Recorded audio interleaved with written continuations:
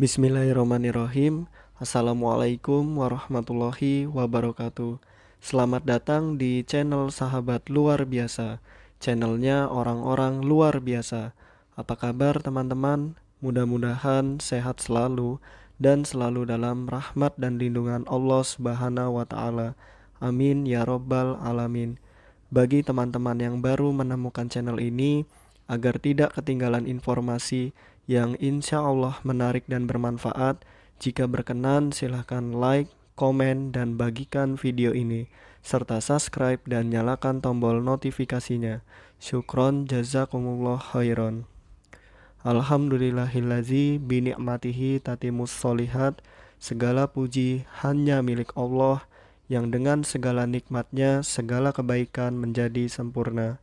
Salawat serta salam semoga tercurah limpahkan kepada Nabi Muhammad sallallahu alaihi wasallam serta istri-istri beliau, saudara-saudara beliau, tabi'in, tabi'ut tabi'in, dan bagi kita yang insya Allah setia dan istiqomah mengikuti sunnahnya sampai akhir hayat. Amin ya robbal alamin. Rabbi syrohli sodri wa yasirli amri wahlul uqdatam min lisani yafqahu qawli.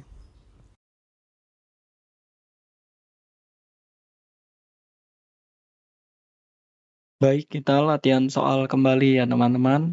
Nomor 1. Berikut ini adalah tujuan dari asesmen, yaitu A. Identifikasi, klasifikasi, perencanaan program pengajaran, dan evaluasi siswa. B. Identifikasi, tes, perencanaan program pengajaran, dan evaluasi siswa. C. Diagnostik, klasifikasi, perencanaan program pengajaran, dan evaluasi siswa. D. Diagnostik, tes, perencanaan program pengajaran, dan evaluasi siswa. Oke, kita analisis satu-satu. Tujuan dari asesmen yang pertama adalah identifikasi. Nah, berarti ini diagnostik sudah kita eliminasi ya teman-teman.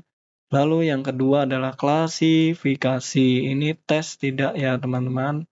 Nah, lalu perencanaan program pengajaran dan evaluasi siswa. Jadi jawaban yang tepat adalah A, yaitu tujuan dari asesmen, yaitu identifikasi, klasifikasi, perencanaan program pengajaran, dan evaluasi siswa. Nah, adapun penjelasannya sesuai dengan tujuan umum tersebut, asesmen mempunyai tujuan yang spesifik yang dapat diklasifikasi sebagai berikut. Ada 8 tujuan asesmen. Yang pertama yaitu identifikasi dan screening untuk mengidentifikasi anak-anak yang memiliki kebutuhan khusus. Yang kedua, klasifikasi untuk mengklasifikasikan jenis dan berat atau ringannya kebutuhan khusus anak yang bersangkutan. Yang ketiga, perencanaan program pengajaran. Yang keempat, evaluasi siswa. Yang kelima, penempatan. Yang keenam, grading atau penilaian. Yang ketujuh, prediction, yaitu untuk memperkirakan potensi atau kinerja anak atau kelompok anak di masa datang. Lalu yang kedelapan, guidance, yaitu dapat digunakan untuk bimbingan sehubungan karir. Ya, di sini sudah saya singkat agar ingat ada 8. Iden artinya identifikasi, kelas adalah klasifikasi, rencana program pengajaran, eva adalah evaluasi siswa, penempatan, grading ya, atau penilaian, prediction, dan guide adalah guidance. Nomor 2. Lingkup asesmen anak berkebutuhan khusus sebagai berikut. A. Asesmen formal dan informal. B. Asesmen baku dan non-baku. C. Asesmen terstandar dan baku. D. Asesmen akademik dan non-akademik. Yang mana teman-teman? Ya, jawabannya adalah D. Asesmen akademik dan non-akademik. Adapun penjelasannya, asesmen dalam pendidikan khusus dapat dikelompokkan menjadi 2 kategori, yaitu asesmen berdasarkan kurikulum atau asesmen akademik, dan asesmen berdasarkan perkembangan, yaitu asesmen non-akademik. Jadi yang kurikulum itu akademik, perkembangan itu non-akademik. Nomor 3, asesmen membaca mencakup beberapa aspek kecuali A. Kesadaran fonem, B. Pengertian tentang alfabet, C. Ketetapan dan kelancaran membaca kata, atau D. Merangkai huruf.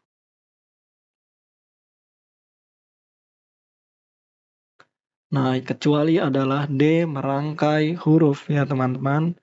Adapun penjelasannya, menurut Jennings tahun 2006, terdapat 5 aspek keterampilan membaca, yaitu yang pertama kesadaran fonem atau phonemic awareness, yang kedua pengertian tentang alfabet atau alphabet principles, yang ketiga ketetapan dan kelancaran membaca kata atau akurasi and fluency, yang keempat penguasaan kosakata atau vocabulary, yang kelima, pemahaman atau reading comprehension.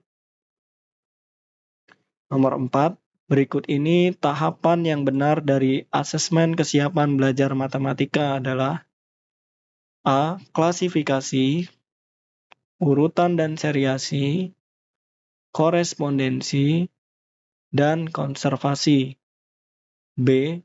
Urutan dan seriasi, klasifikasi, korespondensi, dan konservasi. C. Klasifikasi, urutan dan seriasi, konservasi, dan korespondensi. D.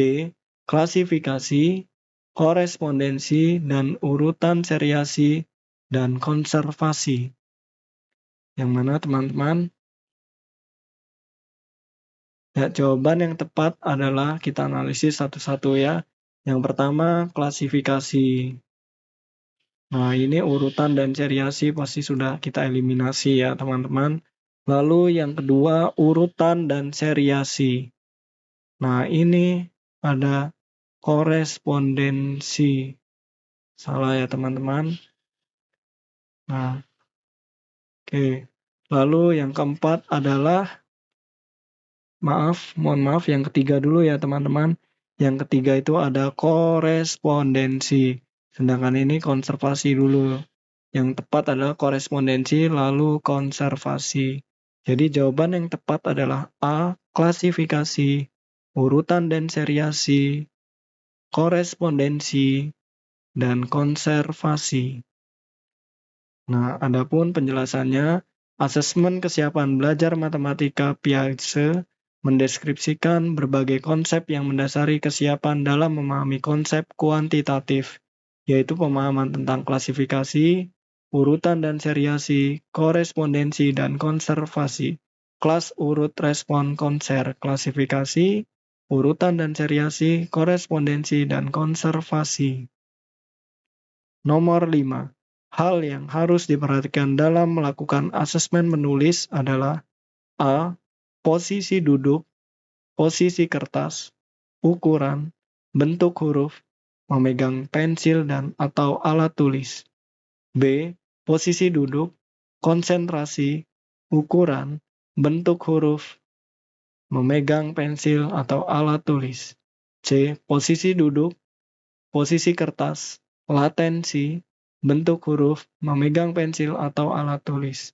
D. Posisi duduk, konsentrasi, latensi, bentuk, memegang pensil atau alat tulis. Yang mana nomor 5 teman-teman? Ya, jawaban yang tepat kita analisis satu-satu ya. Yang pertama itu posisi duduk. Ya, betul semua. Lalu posisi kertas. Nah, ini konsentrasi kita eliminasi ya teman-teman. Lalu yang ketiga itu ukuran. Nah, ini bukan ukuran. Lalu bentuk huruf, lalu memegang pensil atau alat tulis. Jadi jawaban yang tepat adalah A. Posisi duduk, posisi kertas, ukuran, bentuk huruf, memegang pensil atau alat tulis.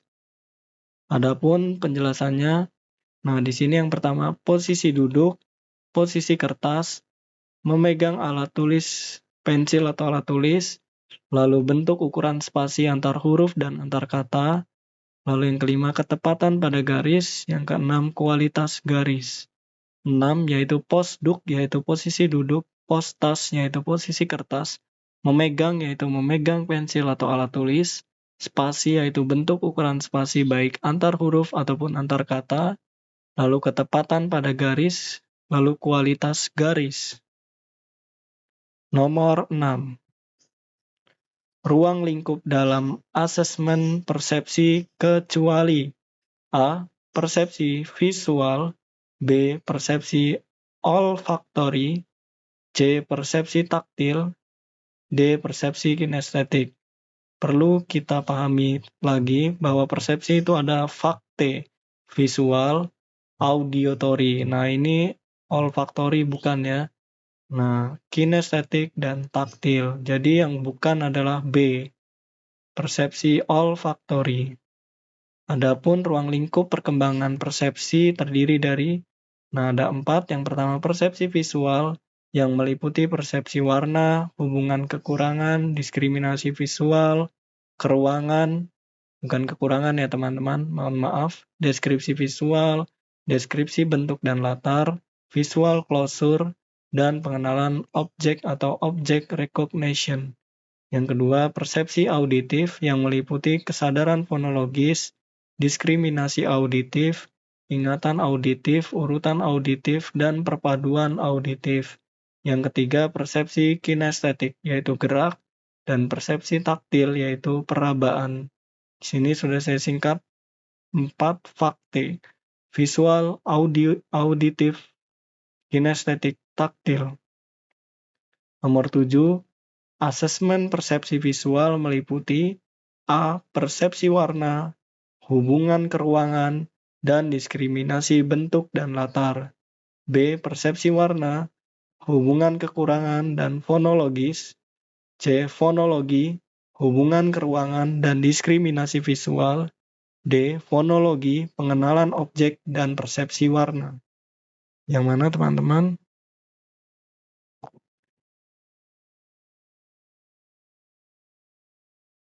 Ya, yang pertama itu persepsi warna. Ya, ini sama dua.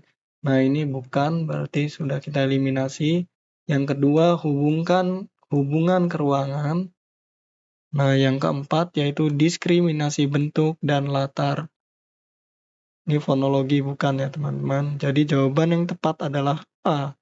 Persepsi warna, hubungan keruangan, dan diskriminasi bentuk dan latar. Nah, di sini penjelasannya ya, teman-teman. Persepsi visual merupakan kemampuan untuk memahami atau menginterpretasikan segala sesuatu yang dilihat.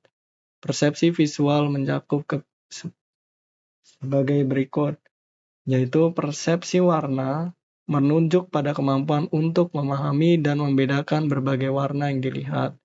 Lalu hubungan keruangan, yaitu merujuk pada persepsi tentang posisi berbagai objek dalam ruang. Yang keempat, diskriminasi visual menunjukkan pada kemampuan membedakan suatu objek dari objek yang lain. Yang kelima, diskriminasi bentuk dan latar menunjuk pada kemampuan membedakan sesuatu objek dari latar belakang yang mengelilinginya. Yang keenam, visual closure menunjuk pada kemampuan mengingat dan mengidentifikasi suatu objek meskipun objek tersebut tidak diperlihatkan secara keseluruhan.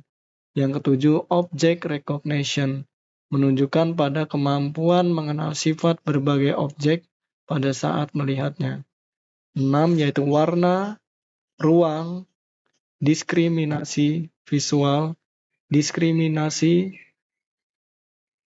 bentuk dan latar, lalu visual closure, lalu object recognition. Nomor 8, asesmen motorik meliputi kecuali A. Kemampuan untuk melakukan gerakan kasar, B. Kemampuan untuk melompat, C. Kemampuan dalam keseimbangan, D. Kemampuan koordinasi. Yang mana teman-teman? Nomor 8, ya, kemampuan untuk meloncat, yang bukan ya teman-teman. Adapun penjelasannya, dengan demikian dapat ditentukan bahwa ruang lingkup perkembangan motorik meliputi kemampuan untuk melakukan gerakan kasar atau gross motor, yang kedua kemampuan untuk melakukan gerakan halus atau fine motor, yang ketiga kemampuan dalam kesinambungan dalam hal balance, Yang keempat, koordinasi atau coordination.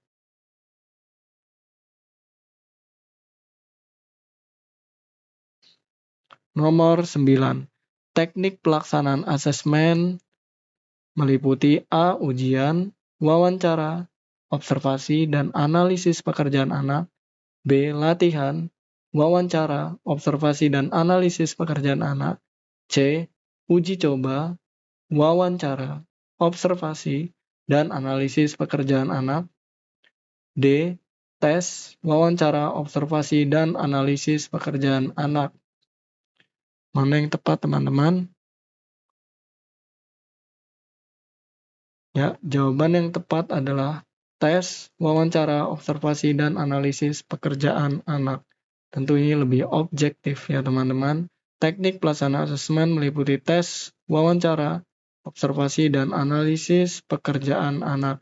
Dalam suatu proses asesmen, biasanya semua teknik itu dapat digunakan untuk melengkapi data yang dibutuhkan, tidak hanya berpatok pada satu teknik saja. Nomor 10, setelah kegiatan identifikasi selesai, maka kegiatan selanjutnya yang harus dilakukan adalah A. Observasi, B. Asesmen, C. Penyusunan program pembelajaran, D. Evaluasi. Nah, jawaban yang tepat adalah B. Asesmen. Apabila seorang akan melaksanakan asesmen, maka terlebih dahulu harus melaksanakan identifikasi. Hal ini merujuk pada pendapat Lewis dan Dorlap tahun 1989 dalam Yosvan Aswandi tahun 2005 yang menyatakan bahwa identifikasi merupakan kegiatan awal yang mendahului asesmen. Baik teman-teman, mungkin itu saja yang dapat saya bagikan. Apabila ada kebenaran, pastikan itu datangnya dari Allah Subhanahu wa Ta'ala, dan apabila ada kesalahan, pastikan itu datangnya dari saya. Maka apabila ada kebenaran, mohon doakan kebaikan, dan apabila ada kesalahan, mohon dimaafkan dan diingatkan. Syukron, jazakumullah khairan. Allahumma inni as'aluka ilman nafi'an wa rizqan thayyiban wa amalan mutaqabbalan. Subhanakallahumma wa bihamdika asyhadu an la ilaha illa anta astaghfiruka wa atubu ilaik.